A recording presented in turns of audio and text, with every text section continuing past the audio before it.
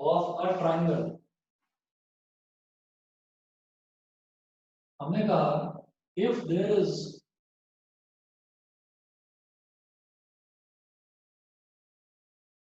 a triangle ABC such that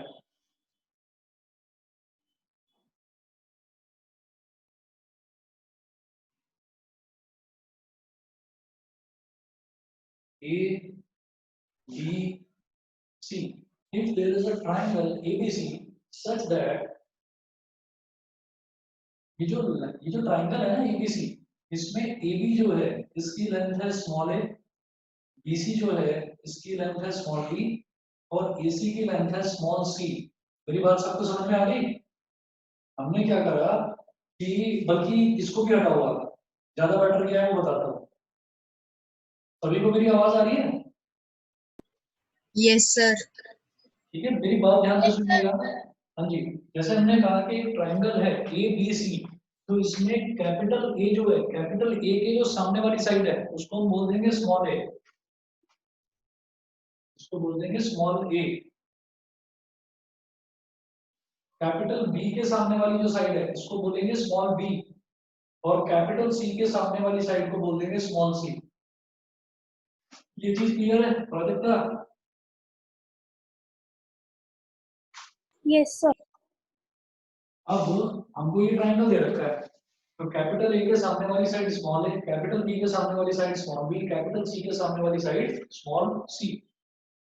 ये चीज है। अब देखिएगा, मैं इसमें बिल्कुल बेसिक उससे आपको बताऊंगा कि अगर मुझे एरिया निकालना है तो हम क्या करेंगे। First of all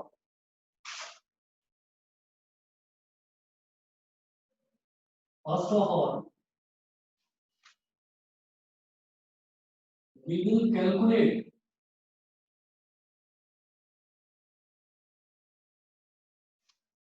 the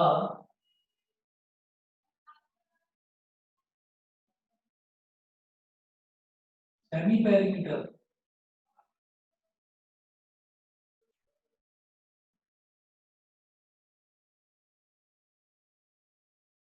first of all we will calculate the semi perimeter of this triangle।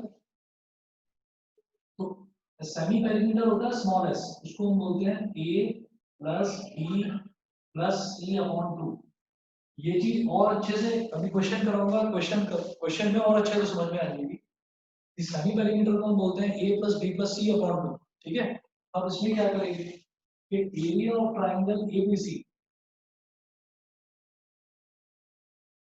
Area of triangle ABC is equal to under root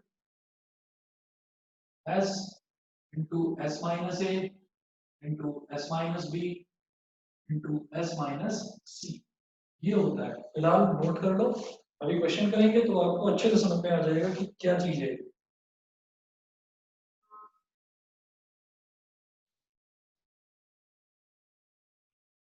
page number 201, example number 1, NCERT का page number 201, example 1।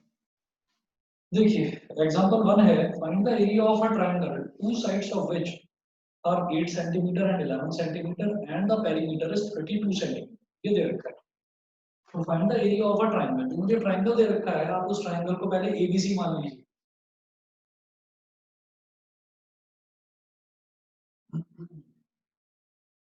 let the given triangle let the given triangle be ABC। let the given triangle be ABC। मैंने एक triangle को ABC मान लिया। अब इसमें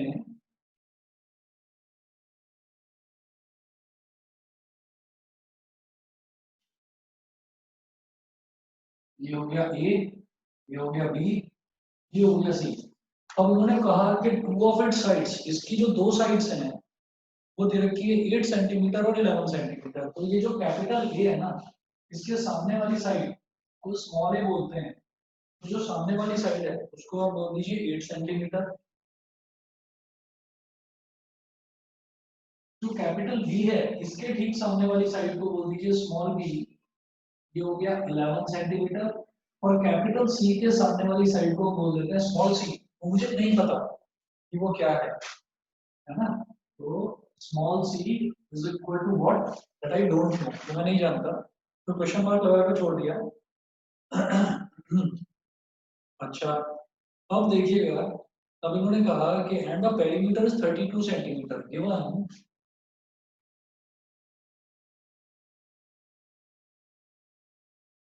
perimeter is equal to 32 centimetre. अब perimeter क्या होगा? पेरीमीटर होता है बेटा A plus B plus C is equal to 32। मुझे ये चीज बता दीजिए, ये सभी बच्चों को क्लियर है? पेरीमीटर क्या होता है? किसी भी फिगर यस का सर। पेरीमीटर होता है उसकी सभी साइड्स का सम। तो ट्राइंगल है, ट्राइंगल का पेरीमीटर क्या होगा? इसकी तीन ही तो साइड है, एक साइड की लेंथ है स्मॉल ए, एक साइड की लेंथ है स्मॉल बी, एक साइड की लेंथ है स्मॉल सी, तो ए प्लस बी प्लस सी, इन तीनों का सम कितना हो गया? 32। बताइए ठीक है? सर समझ नहीं आ रहा। दोबारा बताता हूँ। हमें इन्होंने ये बोला है कि जैसे एग्जांपल नंबर 1 है, तो एग्जांपल 1 में इन्होंने ये कहा कि हमें ट्रायंगल दे रखा है, और वो जो ट्रायंगल है ना, उस ट्रायंगल की दो साइड्स जो हैं वो तो दे रखी है 8 सेंटीमीटर और 11 सेंटीमीटर। एक साइड तो 8 सेंटीमीटर दे रखी है, एक साइड 11 सेंटीमीटर दे रखी है, तीसरी साइड गिवन नहीं है, लेकिन ये दे रखा है कि ट्रायंगल का पेरीमीटर 32 है, 32 सेंटीमीटर। ठीक है, बेटा पेरीमीटर क्या होता है? चाहे ट्रायंगल हो, चाहे स्क्वायर हो, चाहे रेक्टेंगल हो, पेरीमीटर होता है सभी साइड्स की लेंथ का सम। सभी साइड्स की लेंथ का सम, उसको हम पेरीमीटर बोलते हैं। तो यहाँ पर मेरे पास तीन साइड्स है। एक साइड है देखिए ए बी, एक है बी सी, और एक है ए सी, ये दे रखा है। तो ये जो बी सी है इसकी लेंथ है ए, ए सी की लेंथ है स्मॉल बी, और ए बी की लेंथ है स्मॉल सी। तो A plus B plus C is equal to 32 हो गया। पेरीमीटर यही तो होगा, सभी साइड्स का सम। बताइए समझ गया दिव्यांशी? दिव्यांशी क्लियर है चीज? आगे चले? Yes sir. ठीक है, अब देखिएगा, स्मॉल ए की वैल्यू दे रखी है 8, यहाँ लिखिएगा 8। स्मॉल बी की वैल्यू है 11, यहाँ लिखिए 11। और स्मॉल सी की वैल्यू मुझे नहीं पता। तो ये टोटल हो गया 32। अब 11 प्लस 8 हो गया 19। Sir 13 centimetre. हाँ, 19 plus C is equal to 32। तो सी कितना हो जाएगा? 32 माइनस 19, तो सी की वैल्यू हो गई 13 सेंटीमीटर। बताओ कि इतना सभी बच्चों को क्लियर है? Yes sir. ठीक है, दिव्यांशी क्लियर है बेटा? Yes sir. ठीक है, अब हम कहेंगे therefore एस सेमी पेरीमीटर ये होता है a plus B plus C upon 2। a plus B plus C upon 2 semi perimeter. a plus B plus C, इस पूरे की वैल्यू पहले से ही मुझे दे रखी है 32, तो आप लिखिए 32 अपॉन 2, तो 2 16 का, ये हो गया 16 सेंटीमीटर। समझ गए? Yes sir. सेंटीमीटर हो गया 16 सेंटीमीटर। देयरफॉर अभी ये पूछ लिया मैंने इसमें, ये बोल रहे हैं कि इसका एरिया निकालिए। तो एज पर Heron's formula,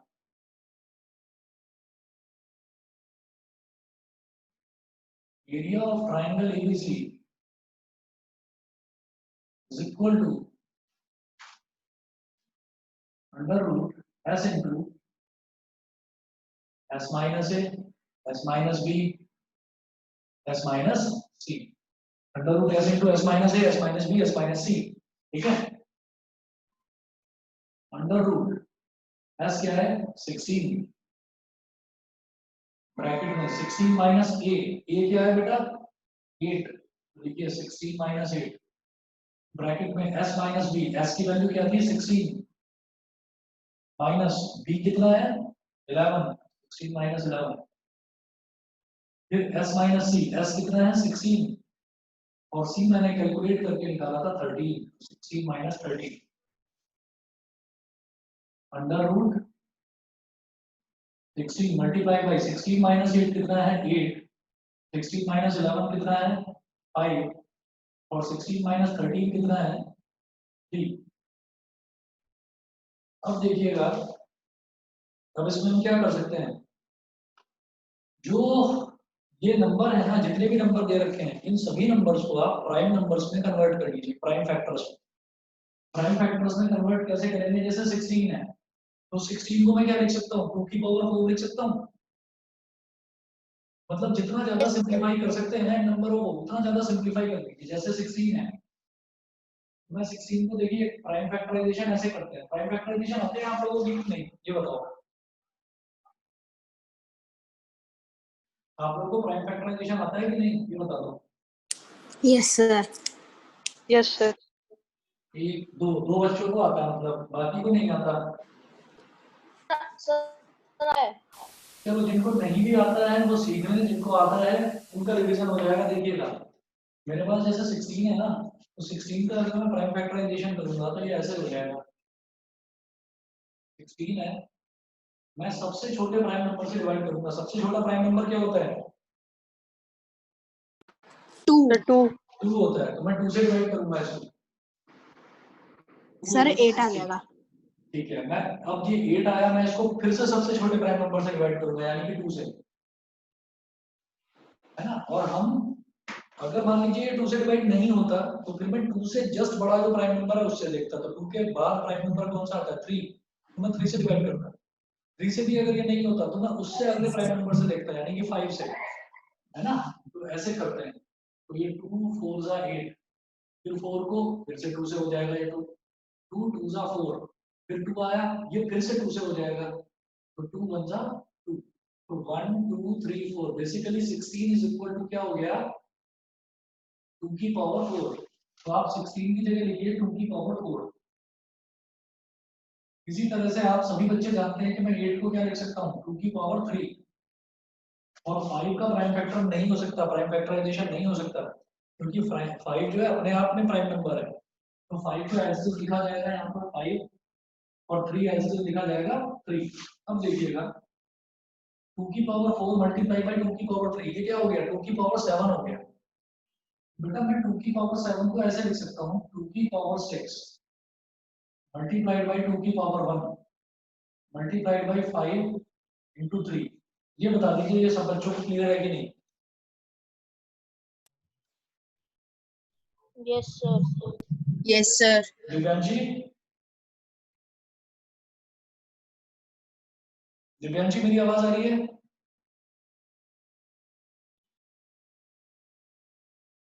दिव्यांशी, चलिए देखिए हमने क्या कहा, जैसे 2 की पावर 4 है और 2 की पावर 3 है, तो जब बेस सेम होते हैं ना तो पावर ऐड अप हो जाती है, तो वो टोटल बन जाएगा 2 की पावर 7। हम क्या करेंगे 2 की जो इवन पावर है उसको अलग कर लेंगे, तो 2 की इवन पावर क्या होगी 2 की पावर 6। तो जब ये स्क्वायर रूट के बाहर आएगा ना, जब पावर किसी भी टर्म की पावर जब इवन होती है तो जब वो बाहर आ जाती है तो वो उसकी आधी हो जाती है। तो जैसे 2 की पावर 6 है तो ये बाहर आकर हो गया 2 की पावर 3, और अंदर जितने भी टर्म बचे हैं वो सबकी सब ऑड पावर्स में है। जैसे ये 2 की पावर 1, ये 5 की पावर 1, ये 3 की पावर 1। मेरी बात सब बच्चे को समझ में आ गई? मेरी बात सभी को क्लियर है? Sir, नहीं सर, Yes, एक sir. बार ही वापस बता दो। क्लियर नहीं है तो पूछो प्लीज, सभी को क्लियर है? 4 और 5 ये होता वाला तो 2 स्टेप की पावर वापस। 9 होता। 9 को कैसे लिखते हैं 2 की पावर 8 इंटू 2 की पावर 1। 8 बिल्कुल सही। बाहर आके आधा हो जाएगा 2 की पावर 4। आधा बिल्कुल कैसे सही। हुआ सिखाएगा। बिल्कुल सही समझ रहे हो आप। ठीक है, अगर मान लीजिए 2 की पावर 9 होता तो मैं उसको लिखता 2 की पावर 8 इंटू 2 की पावर 1, और 2 की पावर 8 बाहर आकर हो जाता 2 की पावर 4। समझ गए? सर समझ गए। ठीक है, अब देखिएगा ये जैसे 2 की पावर 6 है, ये बाहर आकर हो जाएगा 2 की पावर 3। अब अंदर बचा 2 की पावर 1, 5 की पावर 1, 3 की पावर 1। तो पावर 1 लिखना तो कोई जरूरी नहीं होता। तो 2 5 जा 10, 10 3 जा 30, ये अंडर रूट 30 आ गया, और 2 की पावर 3 क्या हो जाएगा 8 अंडर रूट 30 और सेंटीमीटर स्क्वायर। बताइए समझ में आया कि नहीं? Yes, sir. अक्षत क्लियर है कि नहीं? Yes, sir. अनमोल, आदित्य, दिव्यांशी, बताओ सभी बच्चे। Yes, sir. Yes. Yes, ठीक sir. है? न्यासा, प्राजक्ता, सभी को क्लियर है ना? Sir, but answer sir. कैसे आया? आंसर कुछ अलग आ रहा है क्या? नहीं, यही तो है, 8/30 तो है। समझ गए? नहीं सर, 2 की हाँ, 2 की बताओ। पावर 3 और अंदर 30 कैसे आया? हाँ, देखो, जैसे ये 2 की पावर 6 है, इधर ये 2 की पावर 6 था, तो जब स्क्वायर रूट के बाहर आता है ना कोई भी टर्म और उसकी पावर इवन होती है तो वो आधी हो जाती है बाहर आकर, तो 2 की पावर 6 बाहर आकर हो जाएगा 2 की पावर 3। भाई पावर 6 थी, 6 का आधा हो गया यानी कि 2 की पावर 3। और अंदर देखना क्या बचा, 2 into 5 into 3, 2 5 are 10, 10 3 are 30, under root 30। Okay sir. ठीक है? Inder, Yes, sir. क्लियर बेटा? Yes, sir. चलिए अब नेक्स्ट देखते हैं एग्जांपल नंबर 2।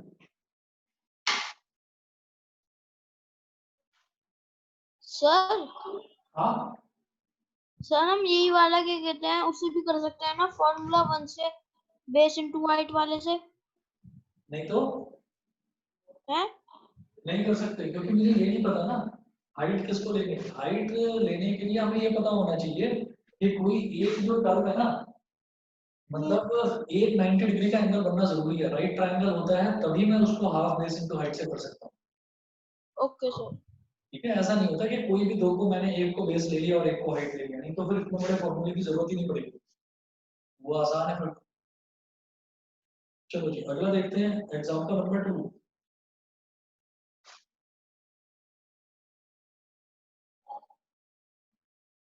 एग्जांपल नंबर 2 में है a triangular park ABC has sides 120 meter, 80 meter and 50 meter. See figure 12.7। ये दे रखा है मुझे। अ गार्डनर धनिया, एक कोई गार्डनर है उसका नाम धनिया है, ठीक है? ज्यादा हंसने की जरूरत नहीं है, होता है कई लोगों का नाम। अ गार्डनर धनिया has to put a fence all around it and also plant grass inside.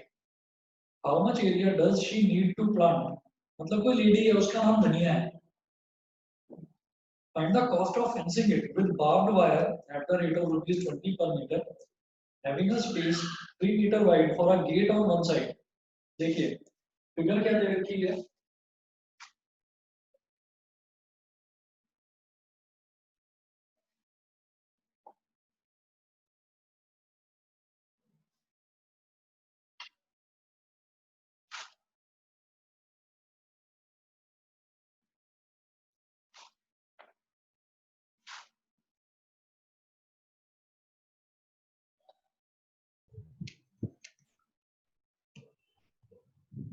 ये फिगर है और इसमें उन्होंने ये बोला कि गार्डन है, ट्रायंगुलर गार्डन है, उसका जो एक कोना है वहां पर ऐसे एक पोल लगा दिया गया, दूसरे कोने पर एक और पोल लगा दिया गया, तीसरे कोने पर एक और पोल लगा दिया गया और फिर यहां से लेकर यहां तक वायरिंग कर दी गई बार्ब्ड वायर। बार्ब्ड वायर कौन से होते हैं? वो कांटे वाले जो तार होते हैं, ठीक है? वो जो लगे रहते हैं ना बाउंड्री पर लगे रहते हैं, वो वाले वायर।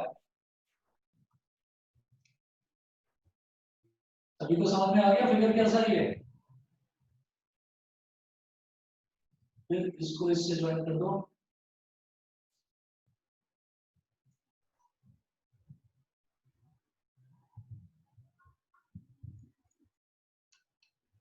ठीक है?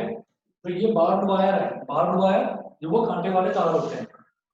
अब तो ट्रायंगल का जो ये वाला कोना है ये है ए, जो ये वाला कोना है ये है बी और ये वाला कोना है सी। अब इन्होंने बोला है कि इसकी साइड्स कितनी है, 120 मीटर, 80 मीटर और 50 metre.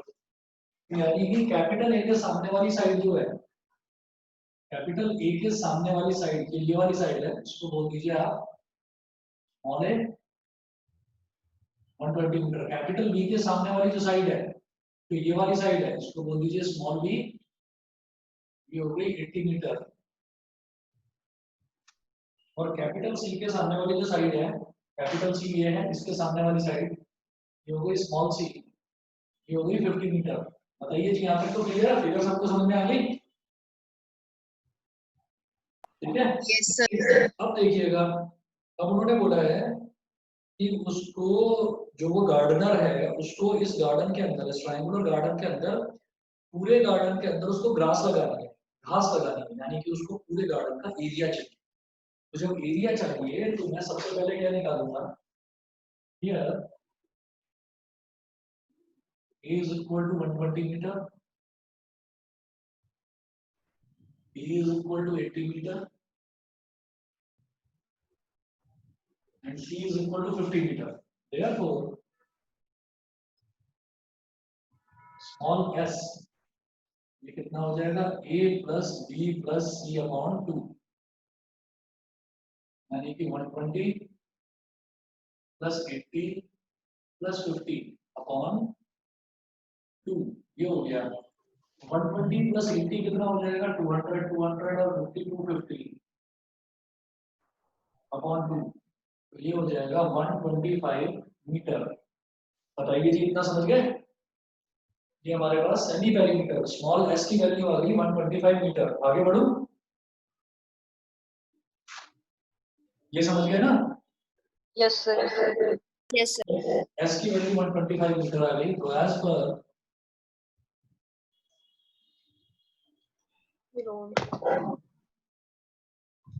As per Heron's formula, area of triangle ABC is equal to under root s into s minus a into s minus b into s minus c। ठीक है, ये हो गया। अब वैल्यू डालनी है और इसको कैलकुलेट करके निकालनी है।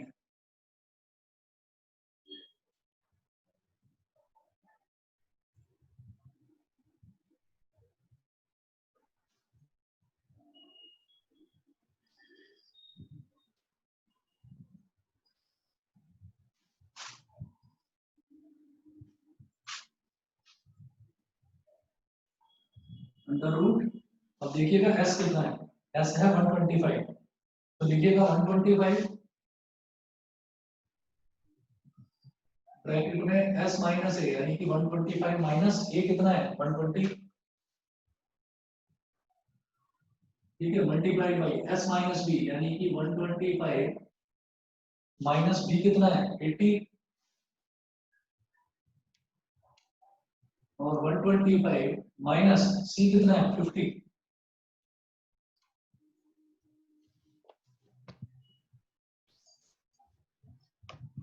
अंडर रूट 125 माइनस 120 कितना हो गया 5, 125 माइनस 80 कितना हो गया 45, 125 माइनस 50 कितना हो गया 75। ठीक है, अब आप देखिएगा इसको किस तरह से लिख सकते हैं हम। जैसे 125 है, मुझे मालूम है 5 5 जा 25 एंड 25 5 जा 125, ये क्या हो जाएगा 5 का क्यूब, तो हो गया 5 की पावर 3, ये हो गया सिंपलीफाइड। और ये जो 45 है इसको मैं क्या लिखूंगा 5 into 9, 75 को क्या लिखूंगा 25 into 3, 5 की पावर 3, 5 की पावर 1, 5 की पावर 1, ये क्या हो गया 5 की पावर 5 अंडर रूट 5 की पावर 5। 9 को क्या लिखेंगे 3 की पावर 2, और 25 को क्या लिखेंगे 5 की पावर 2 मल्टीप्लाइड बाई, जैसे 3 है तो इसको लिखेंगे 3 की पावर 1। इतना बता दीजिए सभी बच्चों को क्लियर है कि नहीं? Yes, Yes, sir. sir. Yes, sir. ठीक है, अच्छा इसके बाद देखिएगा, इसके बाद मुझे क्या करना है, ये 5 की पावर 5 और 5 की पावर 2 दोनों को ऐड करेंगे तो हो जाएगा 5 की पावर 7। इसमें से ना इवन वाला निकाल लेंगे अलग, यानी कि 5 की पावर 6, मैंने ऐसे लिख लिया 5 की पावर 6, फिर 3 की पावर 2 और 3 की पावर 1, इसमें से इवन अलग निकाल लेंगे, तो 3 की पावर 2 वो अलग निकाल लिया, वो ऑलरेडी अलग है ही, मैंने लिखा 3 की पावर 2। तो यहाँ 5 की पावर 5 प्लस 2 कितना हो गया 7, 6 अलग निकाल लिया, तो बचा क्या 5 की पावर 1, और यहाँ क्या बचा था 3 की पावर 1। 5 की पावर 6 को अगर स्क्वायर रूट से बाहर लेंगे ये हो जाएगा 5 की पावर 3। 6 की पावर 2 को जब स्क्वायर रूट से बाहर लेंगे तो 2 का आधा कितना हो जाएगा 1, तो हो गया 3 की पावर 1, और स्क्वायर रूट के अंदर कितना बचा 5 into 3 यानी कि 15। ये बता दीजिए सभी को क्लियर? Yes, sir. ठीक है, अब देखिएगा 5 की पावर क्यू 5 की पावर 3 कितना हो जाएगा 125, 125 3 सा कितना होगा बोलो, 3 5 सा 15, 3 2 सा 6 और 1 7 और 3 1 सा 375, ये हो, ठीक है। उसके बाद अंडर रूट 15 मीटर स्क्वायर, ये एरिया है बेटा ट्रायंगल का, ये सबको समझ में आ गया? Yes, sir. अच्छा, उसके बाद ये बोल रहे हैं कि how much area does she need to plant, तो ये तो एरिया हो गया जिसमें वो प्लांट कर सकती है। उसके बाद है find the cost of fencing it with barbed wire at the rate of ₹20 per meter having a space of 3 meter wide for a gate on one side। तो 3 मीटर का स्पेस छोड़ देना है गेट के लिए। तो ऐसा हो गया कि जैसे मान लीजिए यहाँ पर आपने 3 मीटर का स्पेस छोड़ दिया, यहाँ और यहाँ आपने 3 मीटर का स्पेस छोड़ दिया, बताइए समझ गए? तो आप क्या करोगे, आप टोटल पेरीमीटर निकालोगे और पेरीमीटर निकालने के बाद में उसमें से आप 3 मीटर सब्ट्रैक्ट कर देंगे। ये कहेंगे कि length of wire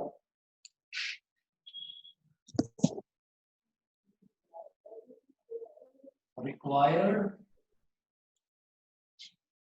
for fencing the garden, fencing का मतलब जानते हैं?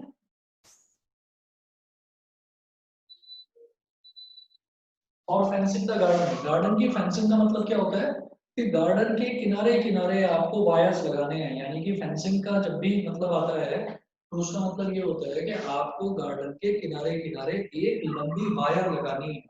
तो वो जो लंबी वायर होगी वो किस तरीके की, किस तरह से आप वायर को कैसे लेंथ मेजर करेंगे, आप करेंगे कि एक तो यहाँ से लेकर यहाँ तक वाली लेंथ, यानी कि इसकी एक साइड की पूरी लेंथ, यहाँ से लेकर यहाँ तक मैं पूरा लंबा एक वायर खींच दूंगा, फिर एक यहाँ से लेकर यहाँ तक ये लंबा वायर खींच दूंगा मैं, तो यहाँ से लेकर यहाँ तक वाली साइड की लेंथ कितनी हो गई 80 मीटर, फिर यहाँ से लेकर यहाँ तक वाली साइड की लेंथ वो कितनी हो गई 50 मीटर। तो 3 लेंथ दे रखी है, तीनों लेंथ को अगर मैं ऐड कर दूंगा तो मेरे पास बाहर का जो आउटर बाउंड्री है इस ट्रायंगुलर फील्ड की, जो आउटर बाउंड्री है उस आउटर बाउंड्री की पूरी लेंथ आ जाएगी। समझ गए अनमोल? Yes, sir. है ना, तो मेरे पास आउटर बाउंड्री की पूरी लेंथ आ गई। अब वो जो आउटर बाउंड्री की लेंथ है वो भी तो पेरीमीटर है, उतनी ही मुझे वायर चाहिए। बताओ दिव्यांश जी समझ गए?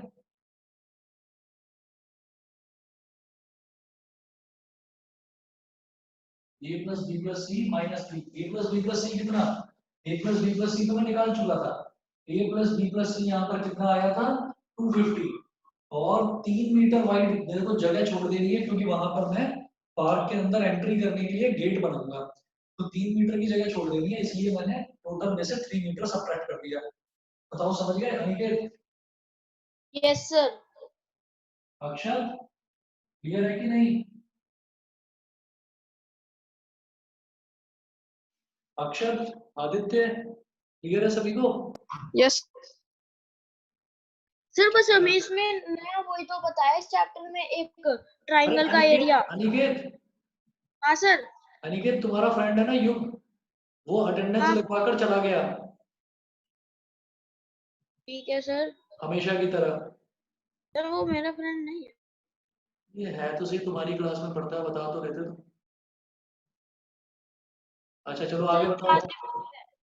हाँ जी बताओ बताओ क्या पूछ रहे थे? सर मैं बोल रहा था कि इस चैप्टर में बस हमें नया एरिया मतलब एरिया का फॉर्मूला तो बताया हिरोन्स ने जो फाइंड किया था और बस तो सब बस सेमी बस ट्रायंगल के बारे में। हाँ हाँ बस बस यही करना है। ठीक है, अब जरा देखिएगा तो पूरा जो एक्सटर्नल जो बाउंड्री है उसकी लेंथ आ गई 247 मीटर। अब वो बोल रहे हैं कि find the cost of fencing it with barbed wire at the rate of ₹20 per metre. ₹20 per metre, 1 metre की कॉस्ट ₹20 है, तो 247 मीटर की कॉस्ट कितनी होगी? 247 इंटू 20। आप यहाँ पर लिख लीजिएगा cost of fencing 1 metre length, 1 metre length आप अगर फेंसिंग करें मतलब वो उतना वायर आप खींचे 1 मीटर लंबा, तो उसकी कॉस्ट इन्होंने कितना दिया है? ₹20। उसकी कॉस्ट दे रखी है ₹20। ठीक है, इधर दिखाई दे रहा है या नीचे लिखा हूं इज इक्वल टू ₹20।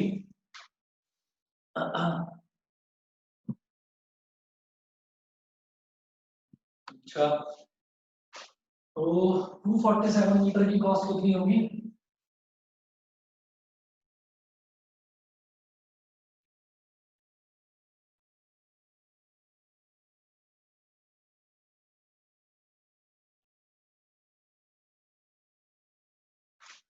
Therefore,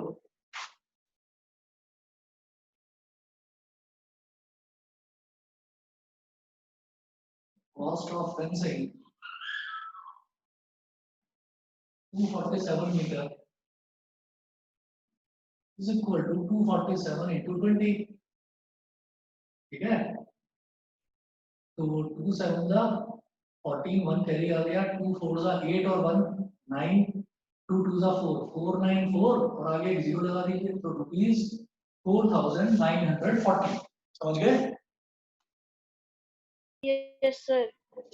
चलिए जी, इसके बाद देखते हैं एग्जांपल नंबर 3 है पेज नंबर 202 पर।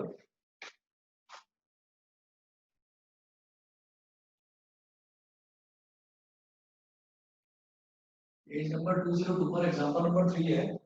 इसमें दे रखा है the sides of a triangular plot are in the ratio 3:5:7 and its perimeter is 300 metre, find its area. तो इसका मतलब क्या है कि एक ट्रायंगुलर प्लॉट है। ट्रायंगुलर प्लॉट का मतलब वही है कि एक ट्रायंगल की शेप का एक एरिया दे रखा है, उसकी जो लेंथ है उनका रेशियो मुझे दे रखा है 3:5:7। सर पेरीमीटर दे रखा है एरिया नहीं। नहीं इतना सुनो, एरिया हमें फाइंड करना है। एरिया मुझे फाइंड आउट करना है, लेकिन जो लेंथ है ना, जो उसकी साइड्स हैं, साइड्स का रेशियो दे रखा है 3:5:7। तो मैं इसमें सबसे पहले ये बोलूंगा let the triangular plot be ABC as shown, as shown।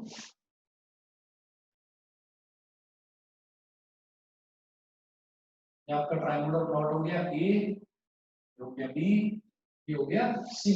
ठीक है, तो इसकी जो साइड्स है ना, साइड्स का रेशियो दे रखा है 3:5:7। तो let the ratio, let the sides, let the length of sides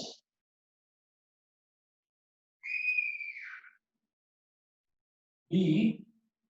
देखो क्या होता है कि जब भी मुझे कोई रेशियो दे रखा होता है ना, जैसे मान लीजिए ये है कि मेरी एज और आपकी एज, अगर मेरी एज और आपकी एज का रेशियो 2:3 है, तो हम क्या करेंगे, कॉमन नंबर से मल्टीप्लाई कर देंगे 2 को और 3 को।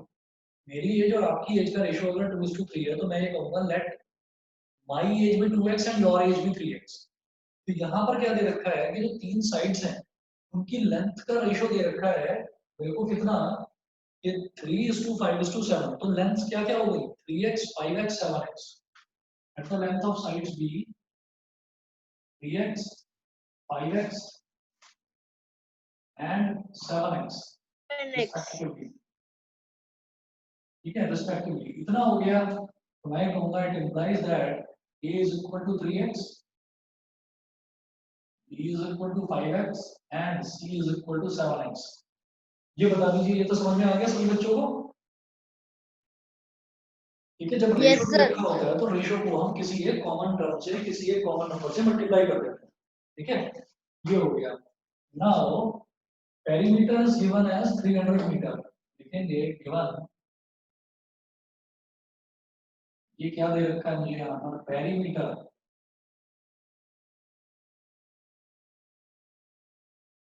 Is equal to 300 metre. Perimeter क्या हो गया, A plus B plus C is equal to 300 metre. A कितना है 3x प्लस बी कितना है 5x और सी कितना है 7x is equal to 300 metre. 3 plus 5 8, 8 plus 7 कितना हो गया 15x is equal to 300।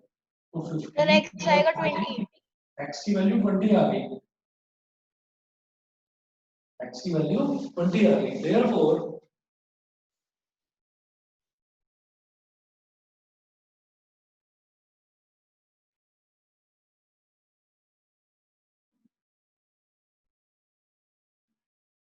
x की वैल्यू 20 आ गई, तो अब साइड्स की लेंथ निकाल सकता हूं मैं बड़े आराम से।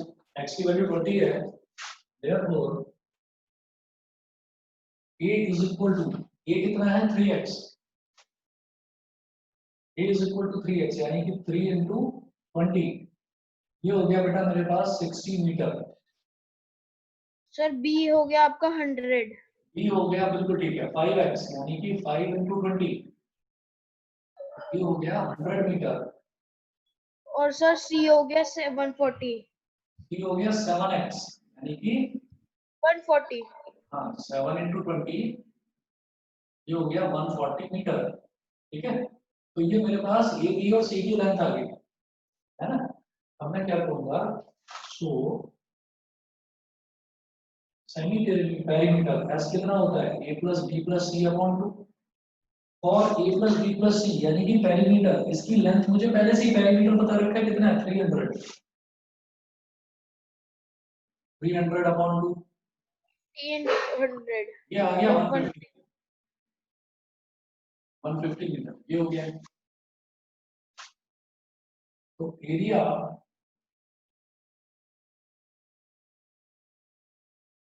Of triangle ABC equal to s into s minus a into s minus b into s minus c, under root s कितना है 150, ब्रैकेट में 150 माइनस a कितना है 60, 150 minus 60 s minus b, 150 minus b कितना है 100, 150 minus 100 into s minus c, s कितना है 150 minus c कितना है 140, under root 150 multiply by 150 minus 60 कितना हो गया 90, 150 माइनस 100 कितना हो गया 50, और 150 माइनस 140 ये कितना हो गया 10, ठीक है। अब जब इतना आ गया तो इसमें ना एक चीज समझिएगा सभी बच्चे,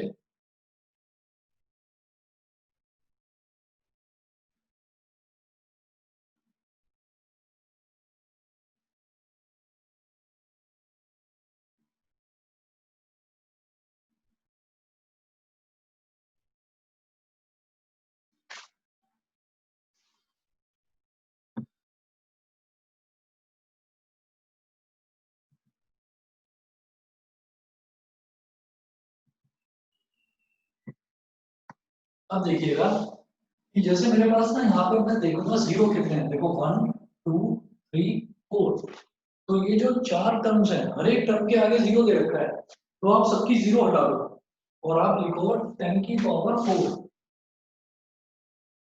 अंडर रूट में आप लिखिए 10 की पावर 4, आपने सबकी जीरो हटा दी, तो 150 में से जीरो हटा दिया तो क्या बचा 15, तो लिखिएगा 15 मल्टीप्लाइड बाय क्या बचा 9, तो लिखिए सिंपली 9 लिखिए, फिर 5 लिखिए और फिर लास्ट में क्या बचा 1, केवल 1 लिख दीजिए। तो जब भी मेरे पास ऐसा होता है कि जीरोस दे रखे हैं तो मैं total number of zeros count करूंगा, 1 2 3 4, चार जीरोस है, मैं लिख दूंगा 10 की पावर 4। ये समझ में आ गया सभी बच्चों को। Yes sir. ठीक है, 10 की Yes, पावर sir. 4, हाँ बिल्कुल ठीक है, ये 10 की पावर 4 जो दे रखा है ये इवन नंबर है, तो ये स्क्वायर रूट के बाहर आकर 4 का आधा हो जाएगा, यानी कि 10 की पावर 2 अंडर रूट 15 को बेटा मैं लिखूंगा 5 मल्टीप्लाई बाय 3, 9 को मैं लिखूंगा 3 स्क्वायर और ये हो जाएगा 5। अब आप देखिए 5 इंटू 5 यानी कि 5 स्क्वायर बाहर आकर 5 हो जाएगा, सिर्फ 10 का स्क्वायर क्या होता है 100, ये अंदर बचा अंडर रूट 5 का स्क्वायर अंडर रूट ये 3 का स्क्वायर और एक 3 को अलग कर दीजिए, बिल्कुल 5 का स्क्वायर बाहर आकर क्या हो जाएगा सिर्फ 5, 3 का स्क्वायर बाहर आकर क्या हो जाएगा सिर्फ 3 और एक 3 बच गया तो सिर्फ अंडर रूट 3 बचा। मेरी बात समझ में आ गई सभी को? Yes sir. 5 3 का 15, 15 मल्टीप्लाइड बाय 100 कितना हो गया 1500 अंडर रूट 3 क्या सेंटीमीटर स्क्वायर। स्क्वायर। ये एरिया आ गया इसका ट्रायंगुलर प्लॉट का। सभी बच्चों को क्लियर है? Yes sir. Yes, sir. ठीक है, तो कल करेंगे एक्सरसाइज 12.1, ठीक है। और आप देखिए इसमें 6 क्वेश्चंस हैं, आप कोशिश करिए इसमें से कितने हो सकते हैं, 2-3 क्वेश्चंस भी हो जाते हैं तो मैं समझूंगा कि आप लोगों को समझ में आ गया है, तो आप कोशिश करिए करने की। अगर कोई डाउट आए तो कल पूछना, नहीं तो मैं तो आगे करवाऊंगा इसको, ठीक है। चलिए जी, okay Thank you, sir. Okay.